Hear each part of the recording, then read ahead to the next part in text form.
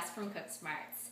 Today we are going to be making an herb sauce. One of the things that I really like to do at the beginning of the week is to make a big batch of some sort of herb sauce. This can be an Italian-inspired basil pesto, it can be a Mexican-inspired salsa verde, it can be just me looking at my fridge, seeing what herbs are about to go bad and dumping them into a food processor. And really this can be anything you want. You just want to have some greens in there, you probably want to have some salt, you probably want to have some garlic or onion flavor or both, and some acid, which can be lemon juice or some sort of vinegar. And you can whip it together with some olive oil if you like, or something else like a sun-dried tomato or a tomatillo or a normal tomato, just to give it a little bit of body. So today what I'm going to do is, as you can see here, I've got a bunch of parsley, and this is how I store my herbs. I basically store them like you would plants, or putting them into a vase of water, like you would for flowers. They keep a lot longer. I put a plastic bag over it, and I keep a rubber band on the bottom to keep it nice and airtight. All right, so today I'm going to be just using up the rest of this bunch of basil, the rest of this cilantro, some of these green onions. I've got some tomatillos here. For those of you who are not familiar with tomatillos, this is basically a Mexican green onion. They come with this this paper husk here, and you want to look for one with a nice bright green husk. You can actually go ahead and peel it in the store, and you want to look for a really nice bright green tomato inside. Like I said, this is basically a green tomato. And it's got a little bit of it's a little sticky inside, but that's okay, that's perfectly normal. So I'm going to take these tomatillos. These have already been pre-rinsed. I'm just going to take 2 of them here. And like I said, this is just anything you want it to be. This is not baking, so you don't have to worry about exact measurements. We're just going to be tasting this a lot and making sure it tastes like what we want.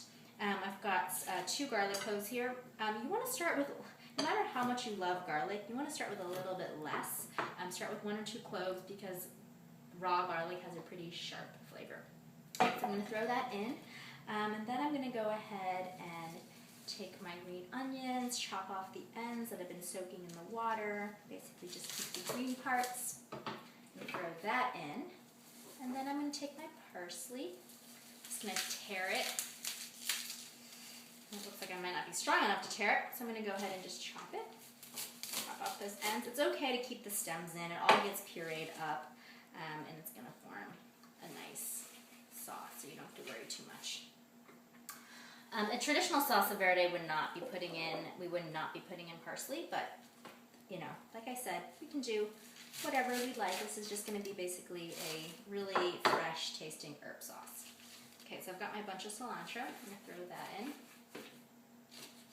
All right, and I'm going to go ahead and squeeze half a lemon in. Start with less, or we can always put more in. This is a citrus squeezer. You put the flesh side down into it and just squeeze down, and it presses out all the juice without getting any of the seeds. Okay, so I've got that all in there. I'm going to go ahead and wait on the salt and everything, but I'm just going to go ahead and close the processor up and give it a couple pulses. So everything is chopped up, it's kind of rough chopped, so what I'm going to do to bind it all together so it forms a nice smooth sauce is I'm going to use olive oil. And for something like this where flavors really do matter, I use the good stuff. So I always keep a nicer bottle of olive oil, so that's what I'm going to go ahead and drizzle in here. So I'm just going to take this lid part off of the food processor. I'm just going to have a nice light drizzle. Process it at the same time. I don't need a lot because I had the tomatillos in there, so I gave it some bite. If you can't find tomatillos, a green pepper would be great, a green tomato would be great. You can skip it all together. If you wanted some spice, you can throw in a jalapeno. I just didn't have a jalapeno on hand. But like I said, if you were using different kind of herbs like basil instead, like a sun-dried tomato would be a really delicious, savory addition to this. So just feel free to experiment. Most likely you're adding a lot of really tasty ingredients together, so it's probably going to taste good at the end. Okay, so I'm going to go ahead and taste the sauce. I've got a tasting spoon here.